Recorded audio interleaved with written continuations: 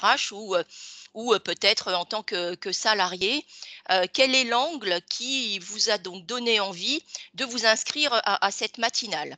Donc on va être dans un jeu un petit peu de questions-réponses à certains moments et donc bien sûr allumer vos micros, pour prendre la parole, les uns après les autres. Alors, je vous écoute. Monsieur Capozzoli? J'active mon micro, vous me voyez? Vous Oui, m'entendez on surtout? vous voit, on vous entend, allez-y. Très bien, bonjour. Oui, alors, j'ai créé il y a 5 ans une société de formation conseil Oui, qui a du mal à décoller. oui, Voilà. Et donc, je suis à la situation de faire le point. Est-ce que j'arrête cette société ou est-ce que voilà, je me pose, j'analyse les choses et il me semble que dans l'analyse que je peux faire, notamment au niveau du conseil que je n'ai pas développé, la formation, j'ai réussi à, à faire des formations, mais dans le conseil, je n'ai pas du tout percé. Donc, je pense que j'ai besoin de formation. Donc, c'est à titre personnel que je m'inscris. Je n'ai pas de salarié, je suis tout seul. Et je souhaite aussi en même temps me rapprocher de la CCI. Justement, je pense que je prendrai quelques rendez-vous pour avoir quelques conseils justement par rapport à cette analyse. Et donc, la formation rentre, à mon sens, dans ce dispositif. Donc, d'avoir besoin d'une formation complémentaire dans mon entreprise. Euh, et donc, dans la jungle des formations qui sont proposées actuellement et l'amorce l'utilisation du CPF. Donc, je souhaitais cibler des objectifs de formation qui puissent me convenir, notamment dans la conduite de projet et la communication. merci, merci Voilà. à vous. Merci, on va donc, poursuivre. Alors donc, voilà, vous dites, voilà, vous dites, rapidement. Donc je vois que madame Marie-Axelle Perrier, est intéressée d'un point de vue de la fonction RH. Monsieur Rémi Frédéric, qu'en est-il pour vous? Alors il faut rallumer son micro.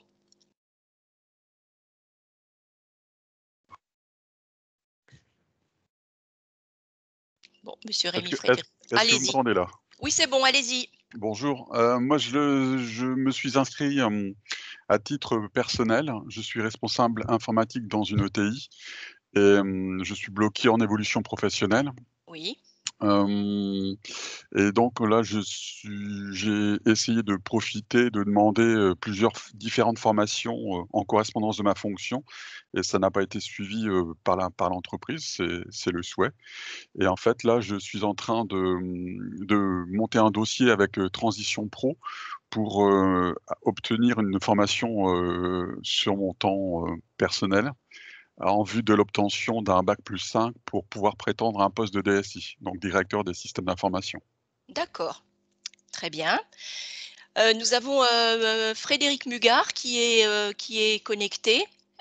Donc bah, Frédéric Mugard que je connais un peu, et donc un cabinet, vous voulez prendre la parole Frédéric? Pour nous dire en 2 mots l'angle qui vous intéresse? On ne l'entend pas. Nous avons, Caroline. Caroline, quel est l'angle qui vous intéresse dans la présentation de ce matin? Alors, moi plus, davantage, à titre personnel également, par rapport à ma situation, professionnelle actuelle, voilà, d'avoir des conseils, voilà, en termes d'évolution. D'accord. Bien, bah, merci, aux participants de s'être présentés sous cet angle-là. Alors en fait, quand j'interviens dans des matinales, je fais en sorte en fait d'intervenir d'un point de vue de mon expérience professionnelle, c'est-à-dire d'un point de vue, de la fonction RH. Quel est son rôle, dans le sujet qui nous concerne ce matin sur évolution, reconversion et évolution, professionnelle? Alors je suis persuadée que la fonction RH, en fait, doit se saisir du sujet parce que ça fait partie, en fait, de ses obligations. Et donc, dans la deuxième partie de notre présentation d'aujourd'hui, je vous solliciterai avec des études de cas pour qu'on puisse réfléchir ensemble sur des situations, alors que je connais bien pour les avoir vécues en son temps. Ce que j'appelle la fonction RH, c'est la personne qui va avoir cette casquette RH au moment d'une action spécifique, c'est-à-dire que le manager, quand il recrute, il est dans un processus RH. Quand il fait de la gestion des compétences, quand il fait un entretien individuel, il est dans le processus RH. C'est le cas d'un manager, c'est le cas d'un dirigeant, c'est le cas des fonctions RH. Et donc, en fait, quand je dis fonction RH au sens large, eh bien, je considère que c'est dans on va dire, ce qui se déroule dans le processus RH, quel que soit le statut de la personne. Et bien sûr que depuis 2004, avec les lois qui sont arrivées, on a voulu rendre le salarié acteur de sa vie professionnelle.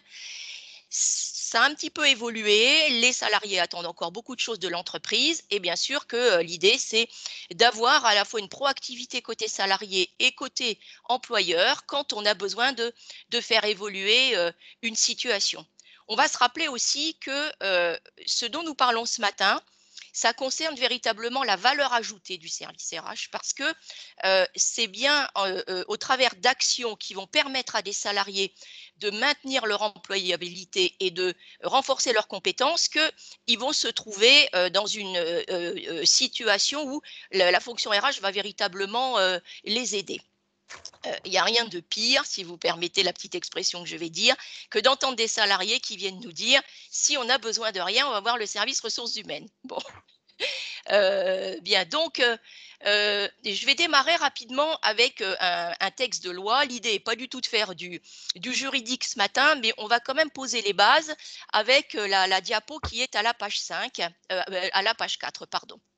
Donc, en fait, on va se rappeler que le salarié a la liberté de choisir son avenir professionnel, mais que l'employeur, il a cette obligation d'assurer l'adaptabilité au poste de travail, de maintenir les capacités à occuper un emploi, de proposer des formations qui participent au développement des compétences. Bien évidemment, le numérique prend une place extrêmement importante dans l'évolution de tous les métiers et que les actions de formation sont mises en œuvre justement pour permettre le maintien de cette employabilité. Et donc, il est inculqué au fur et à mesure qu'il y a des mesures pour l'apprentissage et des qualifications tout au long de la vie dont le salarié peut se saisir en le demandant. Alors, quelquefois ça fonctionne et quelquefois ça ne fonctionne pas. Et dans, évidemment, les présentations qui ont été faites en préambule, quelquefois, l'employeur n'est pas enclin à accompagner ça. On le regrette, mais c'est vrai que le salarié, en tout cas, a largement raison de demander. Alors, dans ces démarches, si on se place du côté de l'entreprise, qui peut impulser la démarche? Ça peut être selon la taille de la société, un dirigeant, un chef de service, bien sûr la fonction RH.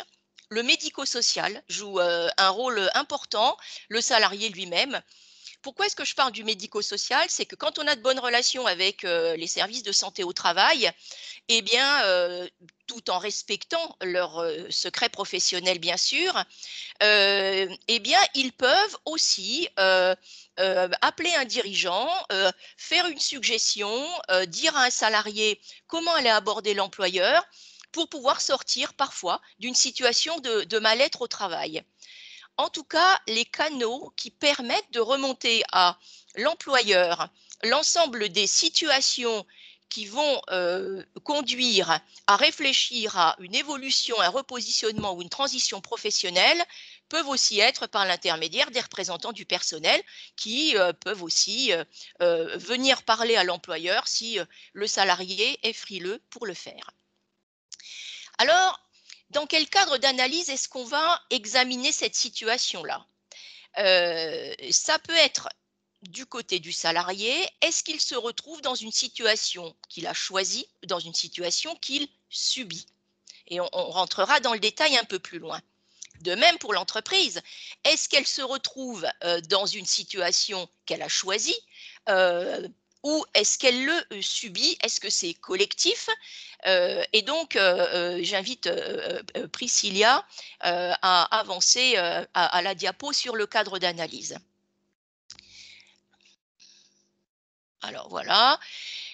Il faut se poser la question des enjeux pour l'entreprise et les moyens que l'entreprise veut mettre en face. Évidemment, ces sujets-là, il est toujours question de moyens. Est-ce qu'on accepte qu'un salarié fasse certaines actions de formation ou de bilan sur le temps de travail? Est-ce qu'on est prêt à lui financer une formation? Et là, bien sûr que ça dépend des axes stratégiques de l'entreprise et de sa gestion des ressources humaines. Alors, vous me direz, c'est plus facile de se poser ce genre de questions quand on est dans les grandes sociétés que quand on est dans des PME. Et pour autant, rien n'empêche de se poser et de se poser la question. Alors, à la diapo sur le choisi ou subi par l'entreprise, avancée Priscilla sur les raisons, eh bien, nous avons des raisons qui peuvent être économiques. Est-ce qu'il faut embaucher, se séparer de personnel et comment les faire évoluer? Est-ce qu'on est sur des évolutions technologiques? On a changé de machine, on a changé de produit, quelles sont les montées en compétences? Le numérique est bien sûr un sujet crucial puisque nous avons dans un certain nombre de sociétés des personnes, allez, on ne va pas stigmatiser, mais on va dire de plus de 50 ans, et même chez des cadres supérieurs ou chez des professions libérales, qui n'ont pas été habitués à être indépendants sur le plan des outils numériques et qui se retrouvent en difficulté parce que aujourd'hui, en fait, on attend que chacun envoie ses emails, rédige ses comptes rendus et ainsi de suite. Covid-19 nous a rappelé que des situations sanitaires peuvent aussi conduire l'entreprise à avoir des obligations d'évolution d'effectifs ou de compétences. Le réglementaire qui évolue régulièrement amène aussi des adaptations au poste de travail. Il peut y avoir des crises sociales. Typiquement, la période des gilets jaunes a nécessairement eu un impact dans certaines sociétés pour faire évoluer des contenus de poste. Ça peut être des décisions à l'échelle politique, environnementale, la RSE, le développement durable, et ainsi de suite. Et donc tout ça, ça conduit véritablement l'entreprise à se poser la question de quelles compétences j'ai besoin et de quel effectif j'ai besoin, et donc de se saisir de ces sujets d'évolution et éventuellement de transition professionnelle. Alors, on voit donc à la diapo suivante quelques exemples que j'ai proposés. Si c'est du côté du salarié, il peut avoir envie de changer d'air, il peut démissionner. Il peut aussi avoir une mobilité professionnelle avec un suivi de conjoint qui l'oblige à quitter son poste. On peut aussi avoir des étudiants qui, à un moment donné, se sont trompés de voie et ils sont alternants dans une entreprise et ils ont besoin d'être accompagnés pour pouvoir se repositionner. Alors, même si l'école intervient et c'est le rôle de l'école, pour autant, l'entreprise dans laquelle il a signé un contrat peut également accompagner, être force de proposition, soit dans un sens positif, soit dans un sens à l'aider à retrouver autre chose si ça ne lui correspond pas. On a aussi des situations où un salarié peut être dans une situation que j'ai tendance à appeler une crise d'incompétence. Il est demandé, par exemple, au salarié de faire des nouvelles tâches, il ne sait pas les faire, on tente de lui apprendre, il est en difficulté dans cette courbe d'apprentissage. Et là, à un moment donné, ce mal-être au travail va devoir être pris en charge par l'entreprise parce qu'on ne peut pas laisser un salarié dans une situation de mal-être continu sur des sujets en lien avec l'adaptation au poste. Il peut y avoir des inadéquations sur l'évolution des tâches et des missions. On va donner un exemple. Une société, par exemple, a des commerciaux et elle décide de modifier sa façon d'aborder les clients. Elle dit aux commerciaux, c'est terminé, vous arrêtez de vous déplacer sur la route et vous allez tout faire à distance et vous allez avoir un poste de sédentaire. la personne qui a fait le choix de rejoindre une société pour être en contact et être dans l'action avec des déplacements ne va peut-être pas se satisfaire d'avoir un poste sédentaire.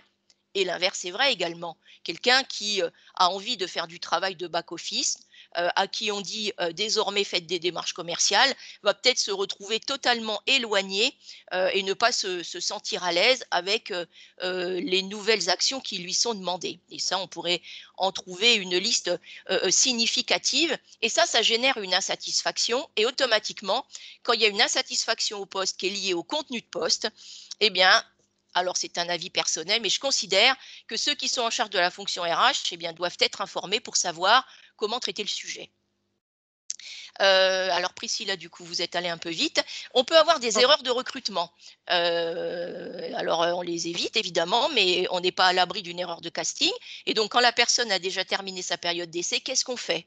Et bien sûr que le sujet, il faut le traiter. Alors, ça ne veut pas dire qu'il faut nécessairement se séparer de la personne, mais il faut réfléchir comment la repositionner sur quelque chose qui pourrait lui convenir. Bien sûr qu'il y a des ruptures du contrat de travail, les licenciements économiques, les ruptures conventionnelles et donc comment on accompagne le salarié pour qu'il puisse retrouver quelque chose. On peut avoir une société qui, d'un point de vue de sa stratégie et de son organisation, décide de fermer un service et quid des salariés qui sont dans ce service. Bien évidemment, l'entreprise a une obligation de reclassement dans d'autres services de l'entreprise et là, c'est à elle de mettre en place les actions qui vont bien. On a des métiers qui disparaissent et on a des métiers qui apparaissent. Et en fait, l'ensemble de ces sujets, évidemment, doivent être pris en charge par la fonction RH. Alors, on voit à la diapo suivante, quand on a besoin, en fait, d'accompagner quelqu'un dans ses évolutions professionnelles, je considère que on a quand même un certain nombre de questions à se poser. Qu'est-ce qui fait que le salarié a envie de changer? Est-ce qu'il s'ennuie? Est-ce que finalement, il ressent du détachement? Il est à son poste depuis trop longtemps et donc à un moment donné, il est dans un cycle où il en a fait le tour. Est-ce qu'il est dans l'indifférence parce qu'il est plus en phase avec ce que fait l'entreprise? Est-ce qu'il y a des situations liées à l'évolution de son poste qui l'inquiètent, voire qui lui génèrent de l'anxiété? Et ça, c'est les premières questions à se poser, parce qu'évidemment, quand le salarié se retrouve dans une situation de stress significatif, en étant inquiet ou anxieux, il ne peut pas contribuer comme il le ferait s'il était dans une zone de maîtrise et d'envie de se lever le matin pour aller au travail. Et donc, naturellement, ces situations-là, il faut pouvoir les gérer. Alors, on voit à la diapo suivante quels sont les outils. Alors, les personnes autour de la visio qui sont dans le conseil, bien sûr que vous connaissez tous ces outils d'accompagnement et de transition professionnelle. Très souvent, la porte d'entrée, elle va être avec l'entretien professionnel, donc pour rappel, qui est un entretien obligatoire, qui a lieu tous les 2 ans, avec idéalement un bilan qui est fait tous les 6 ans. Alors après, si tout va bien, eh bien, la vie de l'entreprise et du salarié continue sans action particulière. Mais il peut y avoir besoin à un moment donné d'enclencher d'autres actions. Alors, dans les outils d'accompagnement et selon les situations, si c'est du licenciement économique, ça va être de la cellule de reclassement. Si on est dans de l'individuel et en général plutôt sur du public cadre, on va être sur de l'outplacement. En réalité, outplacement, ça veut dire cellule de reclassement. C'est juste qu'en France, dans nos usages, on considère que l'outplacement est plutôt une prestation, on va dire, d'un coût significatif qui va accompagner le salarié individuellement par un cabinet qui va aider le cadre à retrouver du travail. On a le bilan de compétences qui est on va dire, une action à la main du salarié. Le salarié peut faire un bilan de compétences sans demander à l'entreprise. Et avec le CPF, alors aujourd'hui, moi je vais parler de la situation d'aujourd'hui et ce qui fonctionne d'aujourd'hui. Les évolutions réglementaires, je n'en parlerai pas. Mais aujourd'hui, un salarié qui veut faire un bilan de compétences peut le faire avec son CPF s'il a encore, on va dire, des euros sur son CPF. Le bilan professionnel, lui, il est financé par l'entreprise. Alors, le bilan professionnel, en fait, comporte un bilan des compétences, mais s'ajoute à cela, ça peut être un inventaire typologique de personnalité, ça peut être en fait des choses qui vont regarder à la fois la dimension globale, qui va toucher ce qu'on appelle les hard skills et les soft skills, c'est-à-dire les compétences de savoir-faire et le savoir-être et le potentiel de développement du salarié. Et puis, l'un d'entre vous est donc déjà dans un dispositif comme celui-ci, un projet de transition professionnelle. Et donc, c'est le relais qui a été pris par Transition Pro, qui était donc classiquement appelé les fonds GESIF. On a dans ces outils le coaching, qui est donc individuel, hein, le coaching étant aider une personne à atteindre ses objectifs et l'aider dans sa posture professionnelle, et puis toute la palette des formations qui existent. Alors, les financements, en fait, on va en citer 3 sortes. Le salarié peut financer sur ses propres deniers son évolution professionnelle, que ce soit sur ses heures disponibles ou que ce soit sur ce qu'il a envie de financer. Il y a bien sûr les OPCO, si ils sont d'accord de prendre en charge le dossier. Et il peut y avoir l'employeur. Et je vous donnerai un exemple dans la fin de la présentation. Les outils d'accompagnement psychodynamique, ça va être les MBTI, les Golden, c'est-à-dire ce sont des outils qui vont, et c'est ce qu'on appelle donc les outils psychométriques, ce sont des outils qui vont permettre de pouvoir faire on va dire une photo sur les préférences de fonctionnement d'une personne et vers quoi elle pourrait tendre si elle avait envie d'élargir sa palette de préférences de fonctionnement. Il en existe un certain nombre. Il y a des sociétés, pour ceux qui les connaissent, ECPA, Pearson Talent Lens, est donc un organisme qui travaille beaucoup pour les psychologues et qui propose aussi des outils aux coachs professionnels pour aider justement au travers de tests psychométriques, à aider une personne à avoir un état des lieux qui va servir de base de discussion pour pouvoir accompagner la personne dans son évolution. Je vous invite à bien sûr travailler avec des cabinets qui ont pignon sur rue, qui font de la statistique depuis de nombreuses années, qui sont sérieux. Et soyons très prudents avec tout ce qui est test gratuit et disponible sur Internet, bien évidemment. L'écoute active de la fonction RH est un outil non négligeable. Dans l'écoute active, pour donner un résumé très bref, on va parler de l'iceberg. Quand on discute avec un salarié, il va nous expliquer un certain nombre de choses, ça va être la partie visible de l'iceberg. Mais ayons en tête qu'il y a toute la partie invisible que le salarié ne va pas forcément évoquer, dont il ne va pas toujours avoir conscience. Mais si on veut l'accompagner, l'aider et l'orienter vers les bons sujets, vers les bonnes personnes, eh bien, tentons de comprendre qu'est-ce qui se cache derrière l'envie d'évolution, l'envie de reconversion, l'envie de transition. Parce que ça peut être vers une évolution, on va dire, hiérarchique, aller se former pour prendre davantage de responsabilités, mais il peut y avoir autre chose. Et bien sûr que cette discussion ouverte, où on est centré et à l'écoute sur le salarié, est nécessaire pour pouvoir jouer pleinement notre rôle d'orientation vers la bonne solution ou la meilleure qui nous vient à l'esprit pour le salarié. Alors, toute action de formation, on va dire, quand elle est bien intégrée par un collaborateur, finalement est du registre de ce que certains appellent l'apprentissage transformateur. C'est-à-dire qu'on apprend quelque chose et cet apprentissage, en fait, va nous permettre de nous transformer.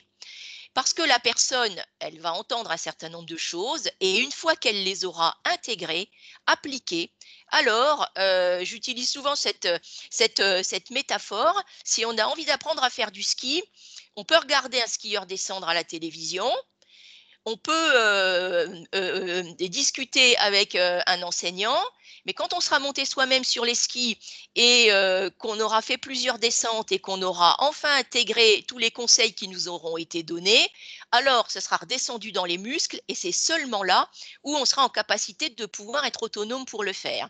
Et en fait, tout ce qui est du registre de la formation, c'est la même chose. C'est que le temps qu'on entend des choses, si on ne les a pas appliquées, très souvent, eh bien, il manque une étape, c'est-à-dire l'étape de terrain. Et dans l'ensemble de ces évolutions, on parle de la formation continue pour adultes, eh bien, il faut que ça donne du sens, parce que si ce que va faire la personne, ça n'a pas de sens pour elle, et la période de Covid-19 a fait toucher du doigt encore davantage l'ensemble de cette dimension-là, eh bien, quand ce que nous apprenons n'a pas vraiment de sens, la personne ne va pas le retenir et va avoir du mal à le déployer et à l'appliquer. Alors, on en parle à l'échelle de la formation continue, évidemment, s'agissant de l'école, du collège, du lycée, des études supérieures, la même chose s'applique, puisque quand on apprend quelque chose, on a besoin de savoir à quoi ça va servir.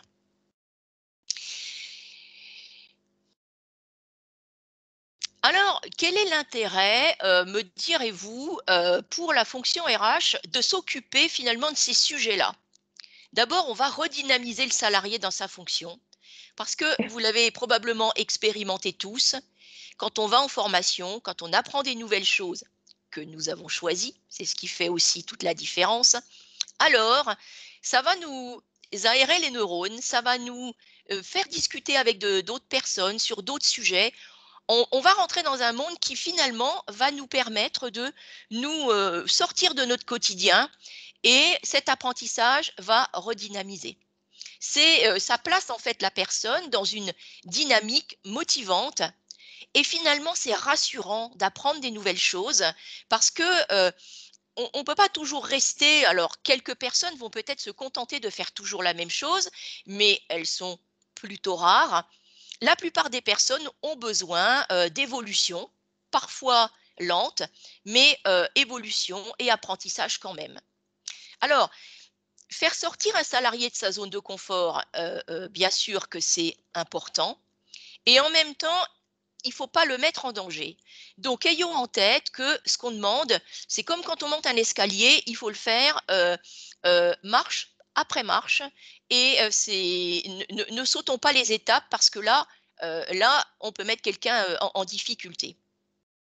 Donc, le rôle de la fonction RH, bien sûr, c'est de gérer la carrière de la personne. Et puis, ayons en tête l'avantage de la mobilité interne. Bien sûr, selon la taille de l'entreprise, ça va être plus ou moins possible, mais la mobilité interne, ça va redynamiser une personne et ça permet de pouvoir repositionner quelqu'un qui connaîtra déjà les produits, les fonctionnements, la culture et l'intégration au poste d'une personne qui connaît déjà l'entreprise vers un autre poste de cette même entreprise va être un gain de temps sur l'intégration parce que l'employeur connaît bien sûr l'ensemble du savoir-être du salarié concerné. La mobilité externe, eh bien, si on est dans des situations où on a plusieurs établissements, plusieurs agences et que géographiquement ça a du sens, ça permet aussi de ramener, on va dire, des nouvelles personnes, des nouvelles manières de travailler, avec des personnes dont on sait, là encore, que l'intégration au poste sera facile.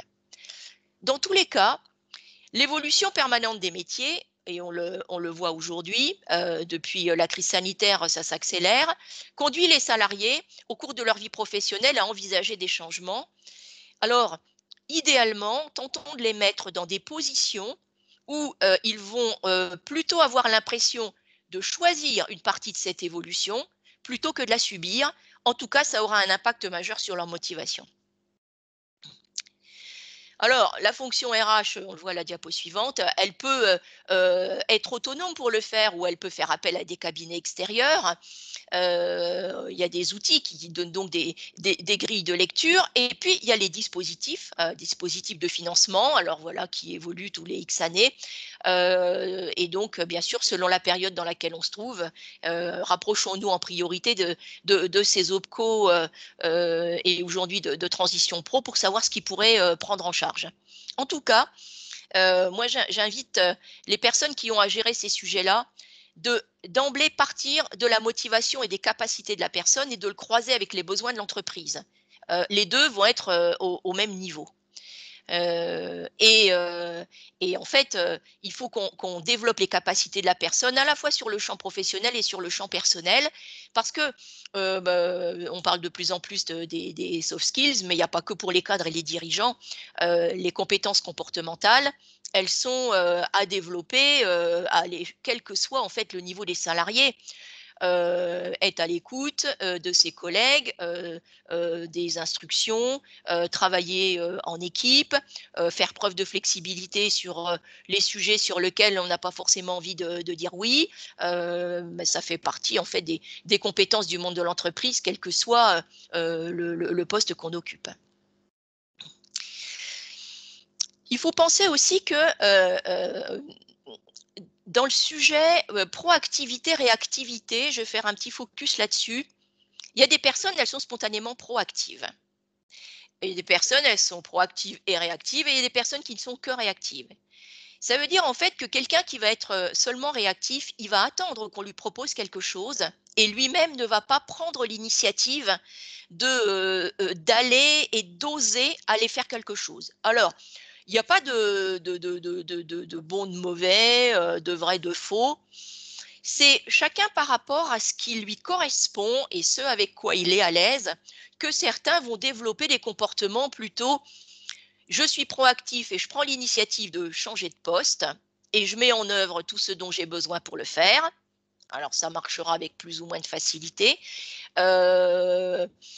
Je suis à l'écoute de ce qu'on me propose et je m'autorise à changer. Et en fait, la fonction RH, dans la connaissance qu'elle peut avoir de ses collaborateurs, c'est important en fait de savoir dans quelle famille se trouve la personne, parce que selon cette situation, le niveau d'accompagnement ne va pas forcément être le même.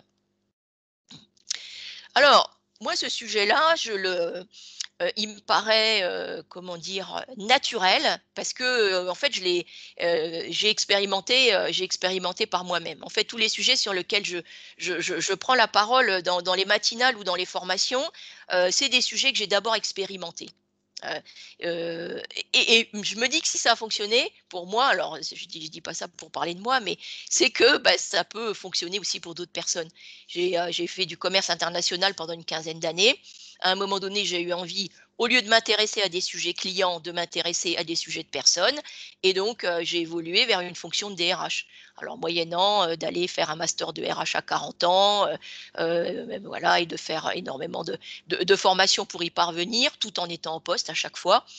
Oui, c'est vrai qu'il y avait un investissement sur les week-ends et un peu sur le temps libre, mais finalement, il existe des choses qui nous permettent d'évoluer. Et le maître mot dans ces situations-là, c'est le mot confiance. Quand on inspire confiance et qu'on rencontre les bonnes personnes pour nous accompagner, eh bien, ça nous donne la possibilité justement de pouvoir faire ces passerelles d'un métier à l'autre au sein d'une même entreprise. Et les personnes à qui on leur donne la possibilité ont une reconnaissance vis-à-vis de l'employeur immense. Parce que quelqu'un qui vous fait confiance et qui vous permet de changer de métier dans sa société, et ben, ça veut dire en fait que on vous perçoit sur votre savoir-être et vos compétences transversales et on fait confiance à vos capacités pour intégrer la dimension du savoir-faire.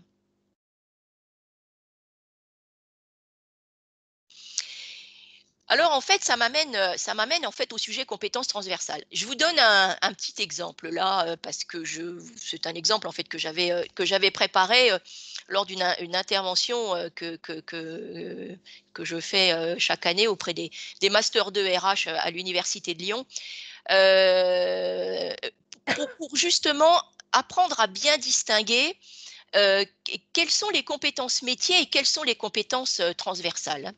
C'est quelque chose qui n'est pas facile et y réfléchir avec les salariés et entre managers peut amener un niveau de, comment dire? De grille de lecture et d'accompagnement qui va permettre de pouvoir, aider une personne et bien sûr l'entreprise par voie de conséquence, dans des proportions qui dépassent le simple savoir-faire. Vous voyez, par exemple, on va demander à des fonctions RH de maîtriser les concepts et les outils de base des principales missions classiques, d'anticiper les évolutions des emplois et des individus, d'approfondir les cadres légaux et réglementaires qui impactent les pratiques RH, de connaître la gestion internationale et de s'ouvrir aux pratiques RH hors de France, s'initier à d'autres métiers connexes, classiques à fonction RH.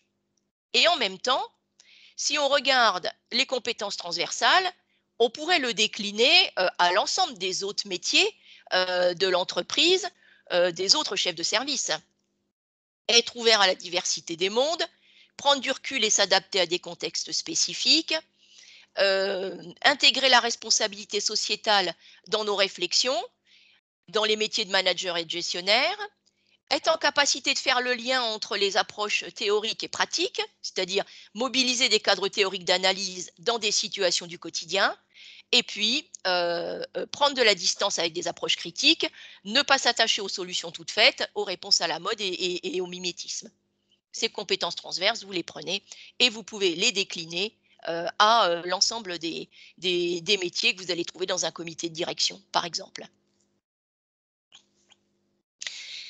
Alors, j'avais donc prévu de vous faire travailler un petit peu et donc de passer aux situations plus concrètes avec des exemples.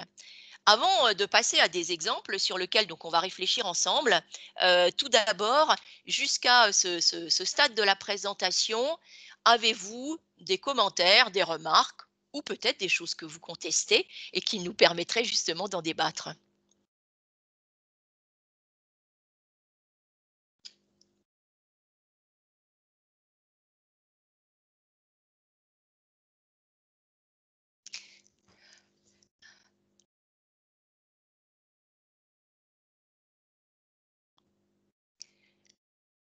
Je vois Frédéric Rémy, qui demande à récupérer le slide. C'est l'ensemble du diaporama que vous voulez récupérer?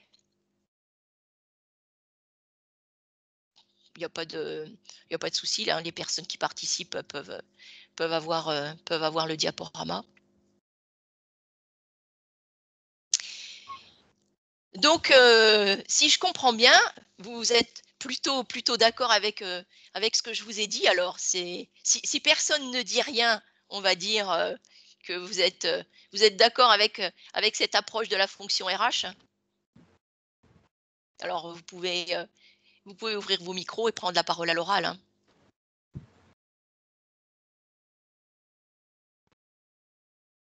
D'accord. Oui, oui, Madame Gérardin, Oui? pardon, c'est vous Capozoni. Oui, non, très bon exposé, très très clair. Donc j'ai noté à titre personnel pour moi-même quelques points et effectivement, je pense que l'entretien individuel est fondamental. Alors peut-être que vous y reviendrez, mais je crois que c'est aussi un point de rendez-vous important où bien souvent, malheureusement, les outils qui sont à disposition ne sont pas assez exploités et que souvent, dans l'entretien professionnel, on ne prend en compte que l'année échue, un petit peu court-termiste, qui s'est passé dans les 12 derniers mois. Souvent, on oublie la fiche de poste, à mon sens, parce que les besoins d'une entreprise sont exprimés dans une fiche de poste. Et donc, de pouvoir dialoguer avec le salarié, donc le chef de service ou dirigeant, puisse faire un entretien et échanger les besoins justement par rapport à peut-être des compétences nouvelles. Et puis également, il n'y a pas assez de recul, souvent on ne prend pas en compte l'ensemble de la carrière, le parcours aussi, qui peut être important, dans lesquels il peut y avoir des compétences, surtout quand on change d'entreprise, mais souvent c'est pas forcément pris en compte. Alors c'est pris en compte à l'embauche, mais c'est moins pris en compte, me semble-t-il, donc à l'entretien.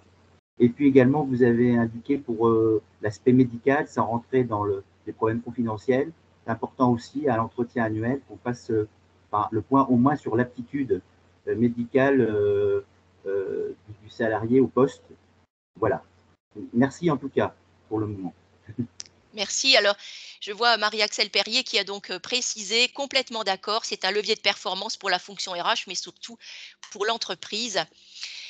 En fait, ce que j'ai passé en revue fait partie de ce que j'appelle les outils de fidélisation.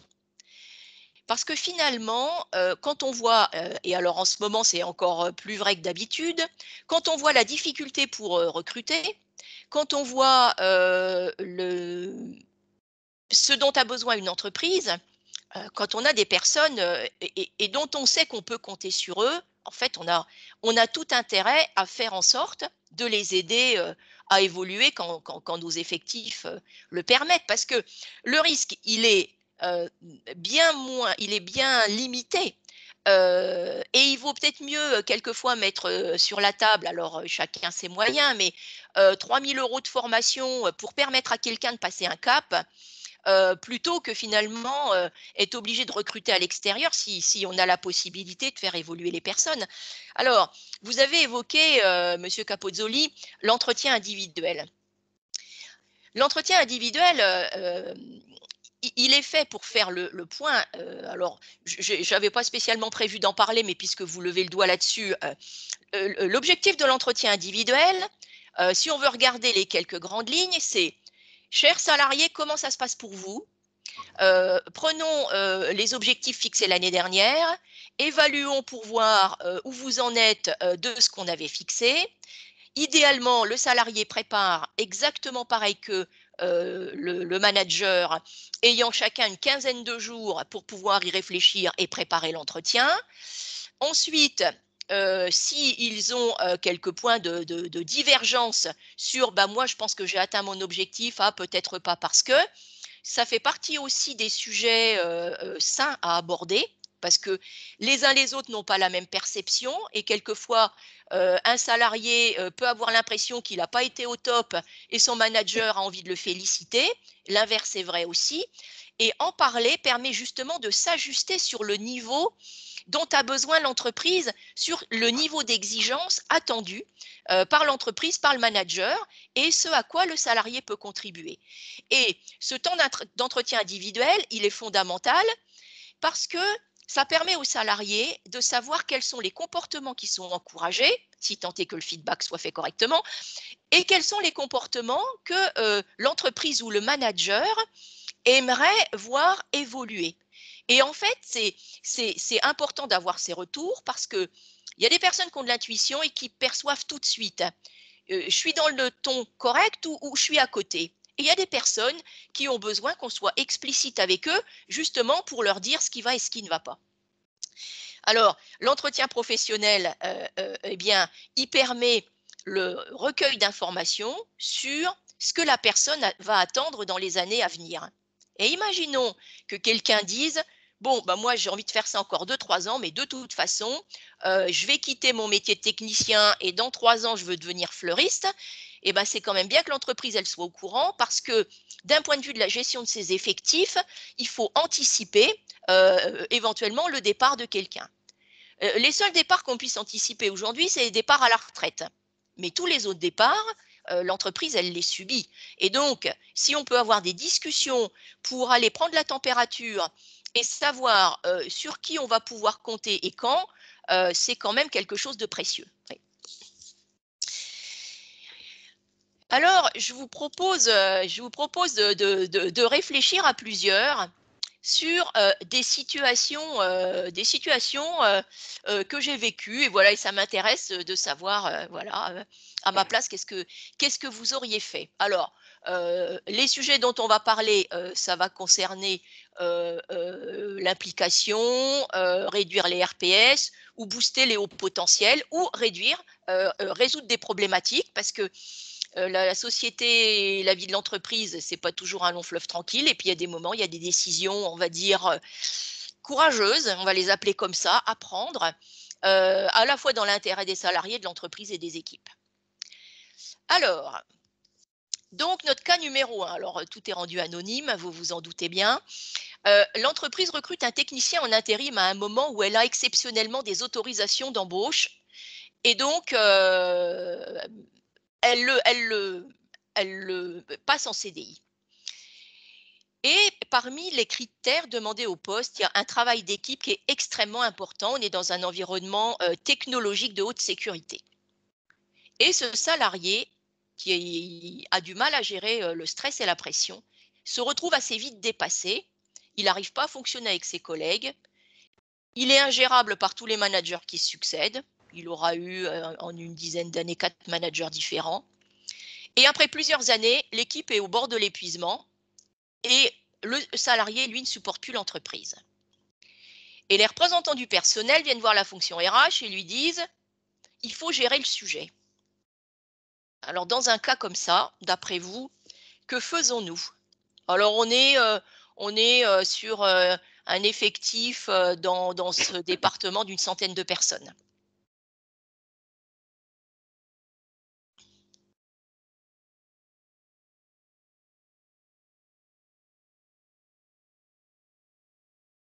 Alors, vous pouvez poser des questions complémentaires pour éclairer le cas pour vous aider à réfléchir sur que pouvons-nous faire dans des situations comme ça.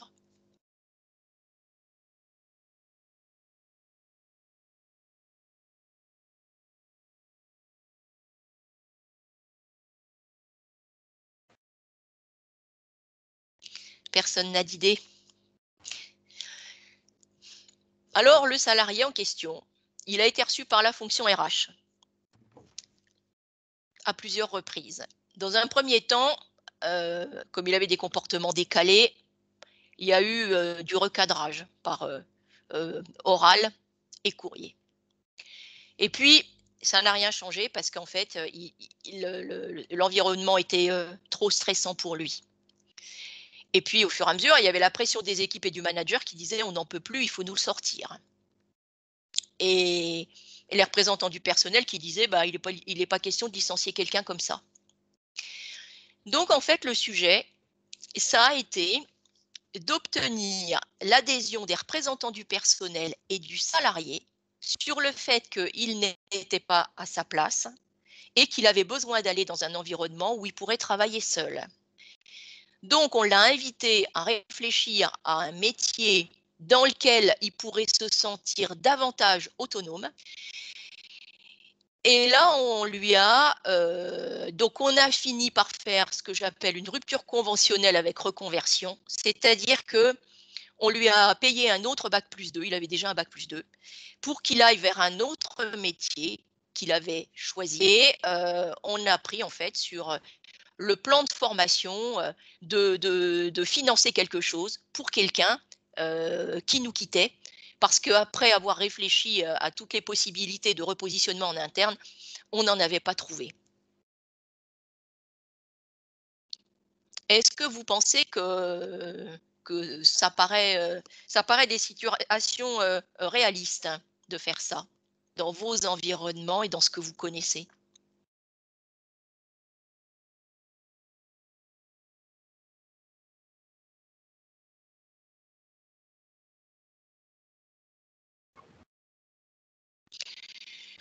En fait, là, on s'est mis dans un mode plutôt gagnant-gagnant, c'est-à-dire que lui puisse à nouveau trouver quelque chose qui lui corresponde, mais que la société ait assaini le mal-être au travail de l'ensemble des personnes qui travaillent avec. C'était ça le fil rouge du sujet.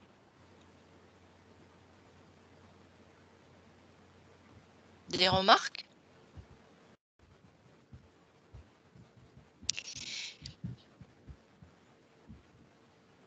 Alors, on passe au cas suivant. Le cas suivant, dans un service, il y a trop d'assistantes. Il y avait 5 assistantes et la charge de travail avait évolué et il y avait du travail seulement pour 4 assistantes. Et la société commençait à bien sûr vouloir rationaliser les effectifs dans chacun des services. Et il y avait un autre département dans lequel il y avait besoin d'un collaborateur ou d'une collaboratrice, mais avec des connaissances réglementaires très pointues. En fait, dans l'autre service, on avait besoin, ça concernait les métiers de la douane. Et donc, il fallait absolument connaître le réglementaire. Et d'ailleurs, comme ça demandait des connaissances très pointues, on avait du mal à recruter des assistantes qui connaissaient bien cette spécificité de métier dans la fourchette de rémunération qui était plutôt basse. Que bien évidemment, comme vous le savez, quand on recrute quelquefois avec des compétences requises spécifiques, si le salaire est attractif, on peut plus facilement trouver du monde, mais si le salaire est en bas de fourchette, ça devient compliqué. Donc, on n'arrivait pas à trouver à l'extérieur. De toute façon, d'ailleurs, on était en période de gel d'embauche sur la période pendant quelques mois. Et dans tous les cas, il y avait une tension significative parce qu'il y avait une direction générale qui disait il faut absolument supprimer une assistante et il n'était pas question de licencier. Et il faut absolument embaucher dans le service qui est en train de faire trop d'heures supplémentaires. Et là, on est extrêmement tendu. Donc, la fonction RH, trouvez-nous une solution.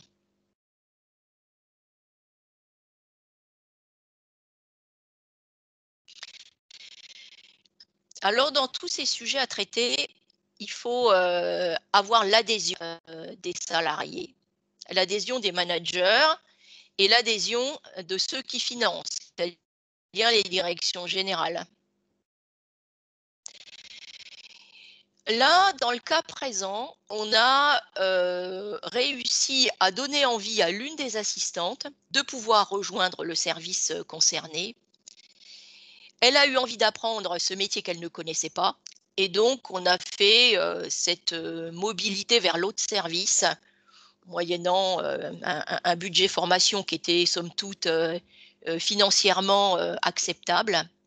Et ça a été une belle réussite, parce que la personne, en fait, avait les capacités d'apprentissage pour pouvoir changer de service. Quand on est dans des évolutions comme ça, vous imaginez bien que le salarié à qui on propose d'aller vers un autre poste, moyennant une formation, la première question qu'il va nous poser, c'est « qu'est-ce que je gagne au passage ?» Donc, vous imaginez bien que, là, en tout cas, c'est ce qui s'est passé, évolution de coefficient et petite revalorisation salariale. Alors, dans le cas présent, alors le mot petite revalorisation salariale, vous allez me dire, ça veut tout dire et rien dire, hein, parce que ça dépend où on est. Là, on était sur du 4-5% de revalorisation salariale, ce qui pour l'entreprise était, on va dire, une situation totalement satisfaisante, et pour la salariée aussi. Et là, on est dans la catégorie du redynamiser la fonction. Des commentaires?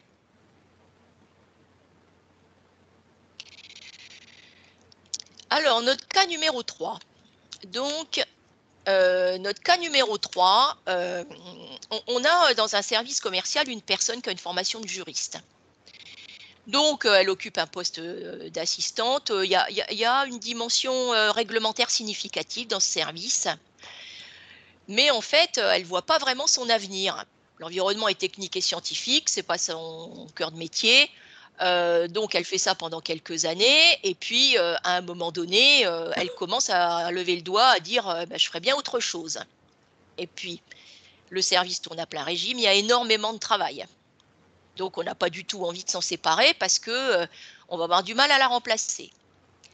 Mais en même temps, la personne, en fait, elle toque à la porte du manager et 1 fois et 2 fois et 3 fois et à la fonction RH et 1 fois et 2 fois. Et donc à un moment donné, on se dit: «Bon, de toute façon là, c'est fini, on l'a perdu». Dans sa tête, on l'a perdu. Elle met une telle insistance à vouloir faire autre chose que, en fait, enfin, c'est pas la peine de maintenir quelqu'un qui va être, en mal-être. Alors, on lui a permis de pouvoir, se faire financer, dans l'exemple précis là, se faire financer, des études pour devenir avocate et en fait elle a quitté l'entreprise. De toute façon, on allait la perdre. Elle s'est formée, elle est devenue avocate. Comme c'est une grande société, peut-être qu'un jour, eh bien, elle reviendra travailler pour cette société en tant que juriste et donc en fait, on a accepté, de lui permettre de pouvoir, aller vers son rêve parce que dans tous les cas, la motivation, elle n'y était plus. Donc là, ça nous a, comment dire, enfin, ça nous a pas coûté d'argent. Simplement, on s'en s'est séparés à un moment qui ne nous arrangeait pas, mais pour pouvoir accéder à sa demande.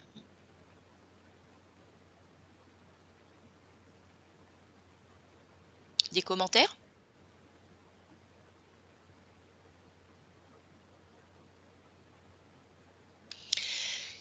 Alors le cas suivant, le cas numéro 4, c'est une personne qui est, ouvrière en production. Quand quelqu'un commence, quelqu'un commence à la base, il a très souvent une étiquette et au fil des années, en fait, cette personne est devenue, assistante de maîtrise, elle a encadré des équipes et elle avait absolument envie de devenir cadre et c'était, quelque chose sur lequel, elle mettait, comment dire? Beaucoup d'énergie au travail pour prouver qu'elle pouvait devenir, cadre. Donc elle en a parlé à son manager au moment de l'entretien professionnel et puis, au bout d'un moment, le manager est venu donc frapper à la porte de la fonction RH. Ça a été, débattu, en revue de personnel. Heu, Est-ce que People Review, revue de personnel, ça parle à tout le monde? Est-ce que vous voyez ce que c'est?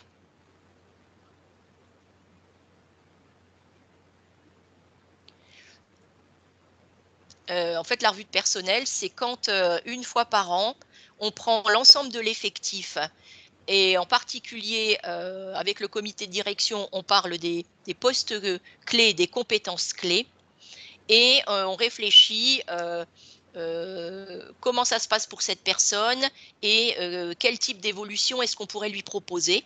Est-ce qu'on la laisse à ce poste-là ou est-ce que, on fait en sorte de de l'exploiter entre guillemets «son potentiel», pour qu'elle, puisse, contribuer au mieux et être motivée, au mieux.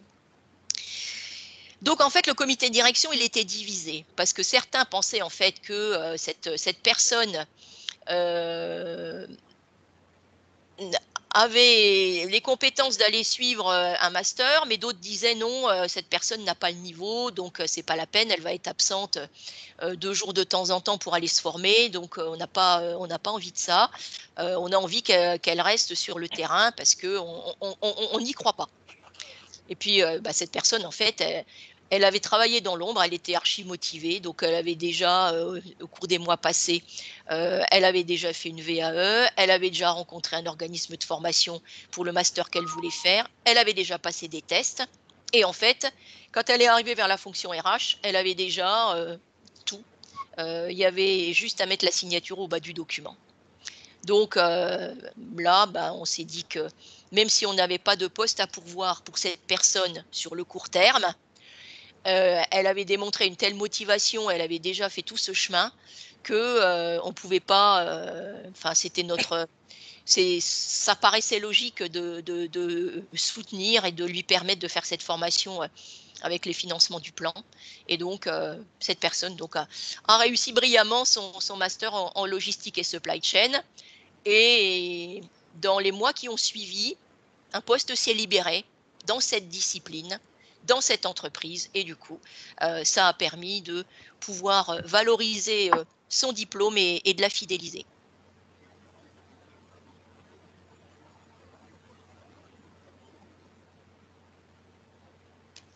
Alors le cas suivant, alors j'en ai 8, hein, des petits cas comme ça. Le cas suivant, c'est un ingénieur en mécanique qui est chef de projet. Il y a une charge de travail significative et donc il n'est pas question de se passer de demi-journée ou de journée à laisser la personne aller faire autre chose. Mais cette personne, en fait, elle a un excellent profil et elle est très, très intéressée par le développement commercial. Finalement, dans cet environnement, des ingénieurs avec la fibre commerciale, on s'aperçoit qu'il n'y en a pas énormément. Je parle dans cette entreprise en particulier, hein. Et en fait, il vient nous démontrer qu'il est persuadé qu'avec un MBA, ça lui amènerait les connaissances nécessaires au développement de sa carrière.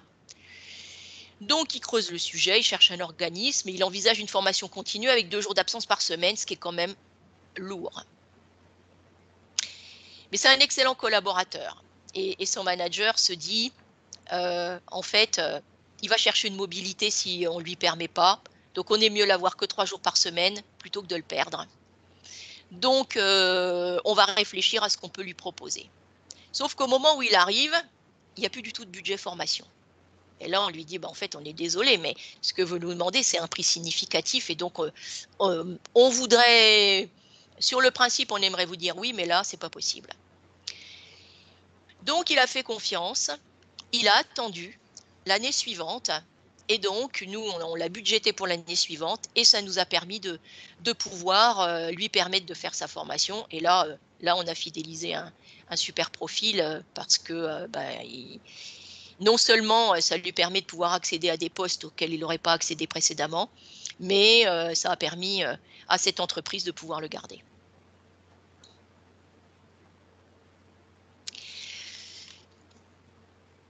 Le cas suivant, c'est le cas d'une employée qui vient d'avoir un nouveau manager.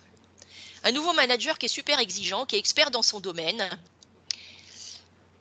Et ce manager, il est excellent, il atteint tous ses objectifs, mais il a la particularité de déstabiliser certains collaborateurs, ne les trouvant pas à la hauteur de ses exigences. Et cette salariée, elle en fait partie. Et au moment des entretiens individuels, le manager qui veut tenter de la tirer vers le haut, finalement, la déstabilise vraiment et elle ressent qu'elle n'est pas à la hauteur.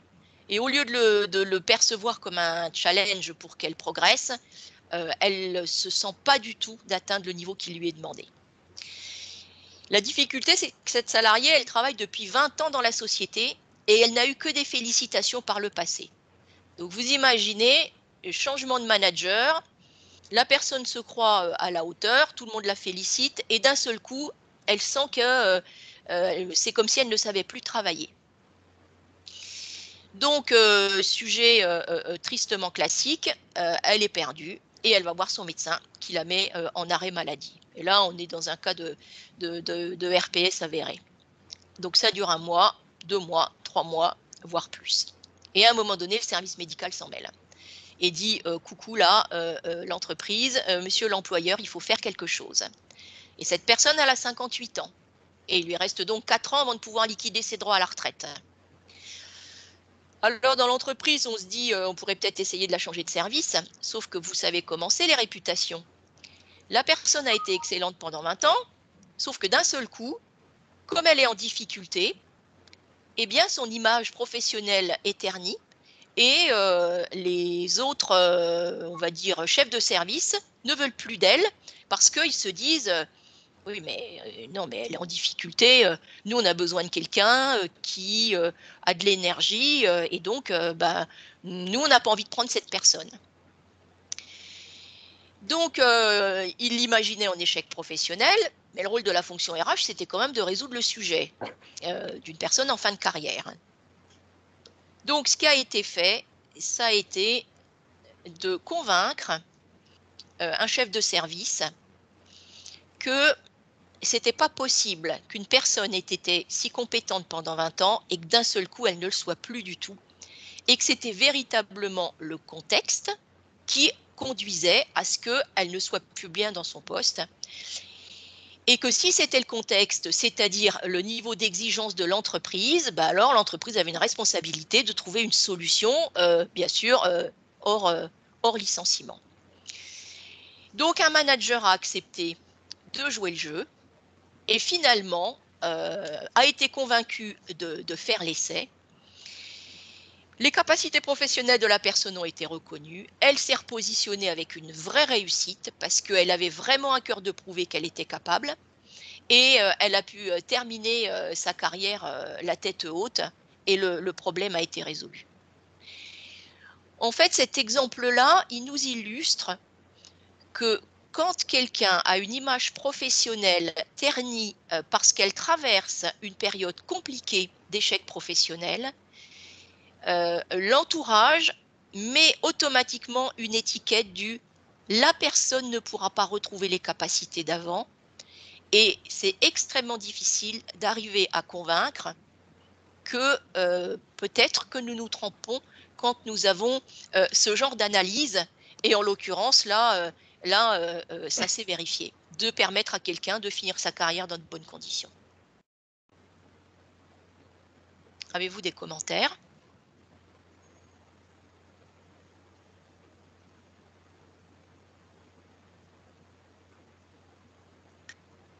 Non ? Alors, notre avant-dernier cas.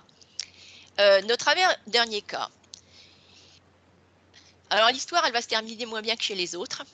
C'est un brillant ingénieur qui, au bout de quelques années, certains de ses collègues font remonter à la hiérarchie qui se valorise grâce à son travail, mais aussi grâce au travail des autres. En fait, il en profite pour faire les bilans de ses projets quand ses collègues sont en vacances.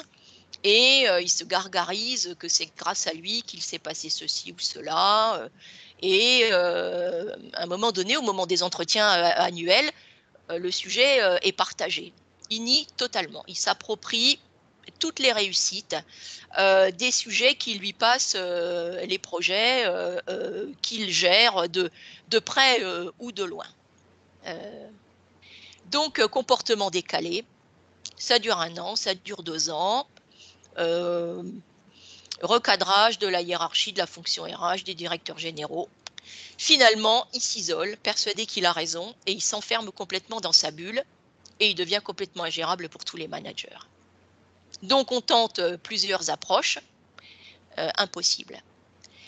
Et donc, plus personne ne le veut dans son équipe.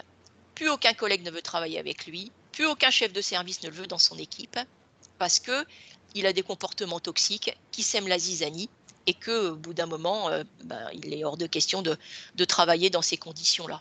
Alors, il contribue sur le plan technique et scientifique, mais avec des comportements inadmissibles. Et donc là, qu'est-ce qui s'est passé ? Eh bien, dans cette situation-là, en fait, on a fait du disciplinaire à chaque fois qu'il y avait des choses qui n'étaient pas, on va dire, dans les règles de l'art et que ça avait largement dépassé les limites. Et puis, donc avec des courriers de recadrage. Et en fait, c'est le salarié qui a fini par démissionner et se repositionner à l'extérieur vers un métier où il n'y avait pas besoin de travail en équipe. Donc, il a procédé lui-même à sa reconversion. Il avait on va dire, le niveau et les diplômes qui allaient bien pour ça. Et donc, on pense que finalement, il s'était accroché à ce poste-là qui ne lui correspondait pas et que finalement, il a été beaucoup plus heureux après. Même si j'imagine que la décision de démissionner pour aller changer de métier a été douloureuse. Là, pour le coup, on n'a absolument rien accompagné parce qu'il était déjà très diplômé, donc il n'y avait pas de sujet formation. Le dernier cas que je vous présente, il est un peu douloureux, même si on a essayé de faire du gagnant-gagnant. Il est un peu douloureux parce que c'est un brillant technicien qui rêve de devenir ingénieur. Il fait sa demande à sa direction qui voit en lui un potentiel de développement significatif et accepte qu'il aille faire une formation d'ingénieur en alternance. pour ce faire, il a besoin d'une année de remise à niveau et ensuite, il va y avoir 3 ans en alternance. Donc, il se passe 1 an, il se passe 2 ans, il se passe 3 ans. Et au bout de 4 ans, vous imaginerez quand même qu'en formation continue, 4 ans, c'est quand même long. Au bout de 4 ans, il n'arrive pas à valider tous les modules de l'année numéro 2. Et il y aura encore à passer l'année numéro 3. En fait, on est en train de se dire qu'il est parti pour avoir besoin de 6 ans pour aboutir à obtenir son diplôme d'ingénieur. Alors évidemment, le tuteur entreprise est inquiet, l'école téléphone, elle ne sait pas quoi faire, il faut obtenir du budget supplémentaire, c'est-à-dire se dire que ça va quand même coûter de l'argent pendant 6 ans. Donc, on se dit, mais c'est pas possible, il va s'épuiser. On sait ce que c'est que de la formation continue sur des formations longues. À un moment donné, sur le plan familial, ça devient très compliqué. Et donc, on se dit, il est en train de s'épuiser, il ne se rend pas compte que finalement, il est excellent sur le terrain, mais d'un point de vue des connaissances académiques, c'est très compliqué pour lui. Donc, il y a une décision à prendre. Et personne ne veut prendre la décision. Le DG de l'unité ne veut pas la prendre, l'école ne veut pas la prendre, son chef ne veut pas la prendre. Donc, dans ces cas-là, on vient voir les RH. Coucou, fonction RH, qu'est-ce qu'on fait? Donc là, bien sûr, hein, il y a eu, dans tous les cas qui sont cités, je vous ai passé les détails de l'ensemble des entretiens qu'il y a eu avec à chaque fois avec les parties prenantes pour se dire où on en est, qu'est-ce qu'on peut faire, quelle est notre marge de manœuvre et ainsi de suite. Et donc là, après plusieurs rencontres, la décision, elle a été d'arrêter le cursus. Or, vous imaginez, pour un salarié qui a investi énormément de temps, d'énergie, de travail, ça voulait dire faire la courbe de deuil et renoncer à avoir un jour un diplôme d'ingénieur. Donc, c'était très difficile pour lui. Donc, c'est la fonction RH qui a pris la décision, mais on a voulu valoriser tous les efforts qu'il avait faits. Donc, on lui a changé d'intitulé de poste, c'était important pour lui.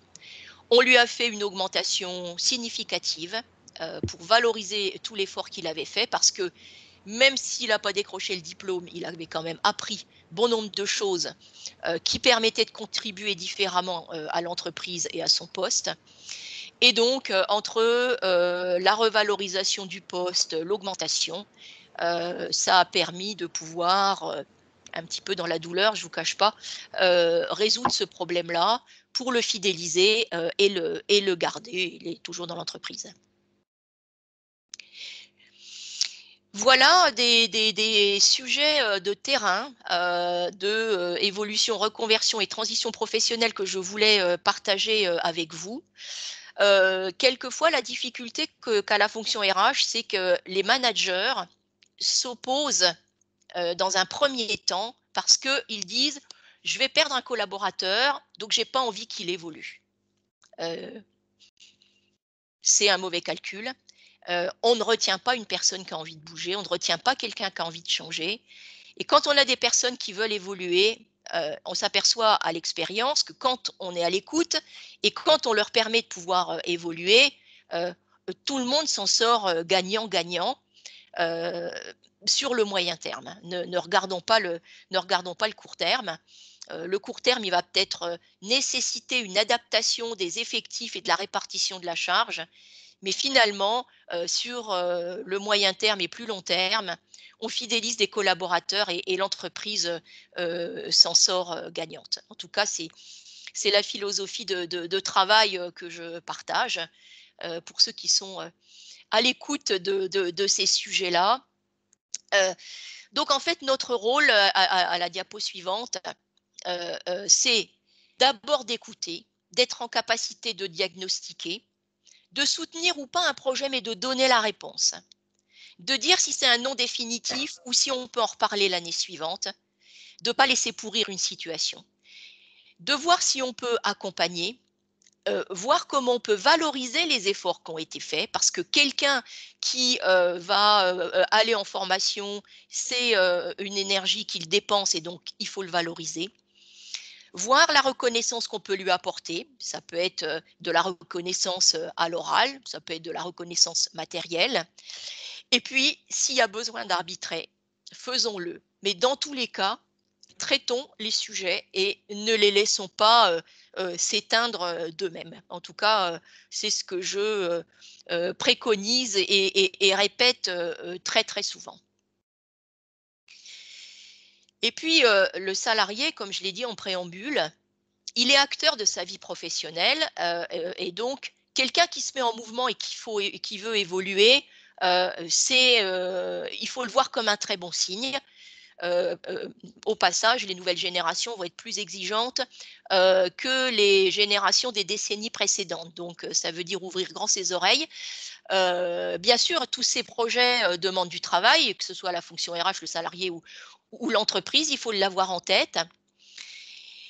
Et puis, dans tous ces cas qui ont été traités, il peut y avoir un paradoxe, c'est que ça valorise les actions de l'entreprise et en même temps, ils doivent être extrêmement confidentiels parce que le temps que le sujet n'est pas résolu, eh bien, il est hors de question d'exposer une fonction, d'exposer un salarié et tout ça, ça doit être fait de manière discrète, d'où un niveau de collaboration avec les représentants du personnel qui soit dans une relation saine de discussion où les représentants du personnel soient en capacité de dire on s'en occupe, c'est confidentiel, le salarié vous dira ce qu'il veut, nous, direction, on n'a pas à partager des sujets de gestion individuelle avec vous. Ils ont parfois du mal à l'entendre, mais c'est notre rôle de leur dire. Voilà les sujets que je voulais aborder avec vous ce matin. Donc, je suis à l'écoute de toutes vos remarques, questions, contestations s'il en est. Voilà, n'hésitez pas.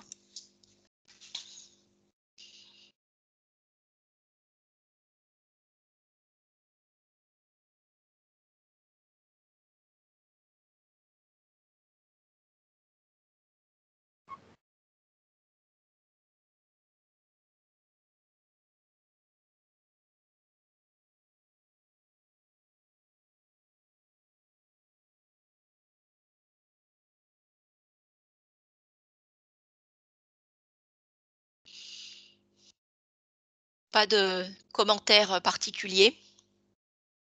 Non, merci en tout cas. Mon exposé est très très clair. Voilà, vous avez bien posé les enjeux RH. Et puis, ce que j'ai bien aimé, c'est effectivement à la fois donc ce souci d'opérabilité qui qui doit être calé avec les besoins de l'entreprise, et puis également la nécessité d'obtenir des compétences.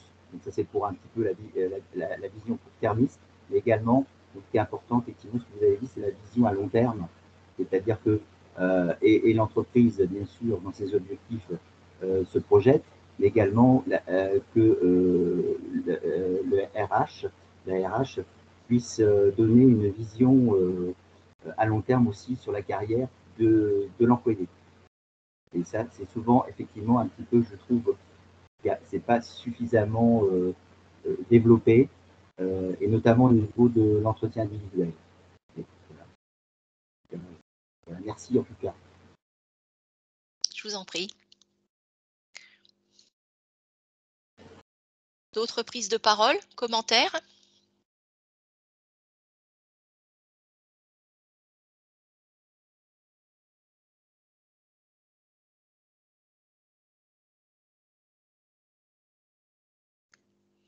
Bien, mais écoutez, nous avions donc prévu que cette matinale aille jusqu'à 10 heures. Donc nous sommes dans les temps. Eh bien, merci de votre attention. Et puis, je pense que nous allons pouvoir terminer cette matinale à l'heure pile. Merci Priscilla pour l'assistance technique et merci à la CCI de nous permettre de partager notre expérience. Bonne journée à tous. Merci à vous Pascal, merci à vous tous d'avoir participé. J'espère que ça vous aura plu. Je vous enverrai donc le PowerPoint dans la journée pour que vous puissiez avoir le support. Et puis si vous avez des remarques ou des questions, n'hésitez pas.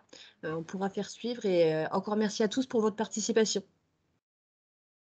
Bonne journée, au revoir. Bonne journée à tout le monde.